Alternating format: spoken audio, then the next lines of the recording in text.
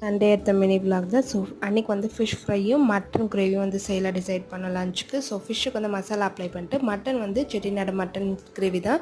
இதுக்கு வந்து பார்த்திங்கன்னா ஒரு பிச்சின் பெப்பர், சீரகம், சோம்பு, பட்டை, லவங்கம் வந்து ஆட் பண்ணி நல்லா வறுத்தெடுத்து பொடியாக அரைச்சி வச்சுக்கலாம்.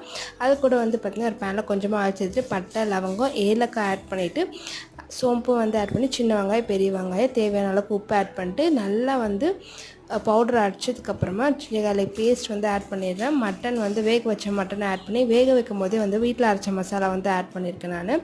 ஸோ இது கூட அரைச்ச மசாலா ஆட் பண்ணி ஆயிலில் 2 மினிட்ஸ் சாட்டே பண்ணுங்கள். சாட்டே பண்ணதுக்கப்புறமா மட்டனில் இருக்க ஸ்டாக் வாட்டர் ஆட் பண்ணிட்டு 3 தக்காளி நல்லா அரைச்சி வச்சுருக்கேன், அதையும் ஆட் பண்ணி நல்லா கொதி வரட்டும். இந்த டைமில் வந்து கரம் மசாலாவும் மட்டன் மசாலாவும் ஆட் பண்ணிடுங்க. ஃபைனலாக வந்து கருவேப்பிலையும் கொத்தமல்லி ஆட் பண்ணிடுங்க. சூப்பரான மட்டன் கிரேவி வந்து ரெடி ஆகிடும். ஸ்பெஷல் வந்து பார்த்திங்கன்னா மட்டன் கிரேவி, சாம்பார், ரசம், ஃபிஷ் ஃப்ரை தான். ஸோ உங்கள் வீட்டில் என்ன ரெசிபின்றதை கமெண்ட் பாக்ஸ் கமெண்ட் பண்ணுங்கள். See you in the next video. Tata, bye bye.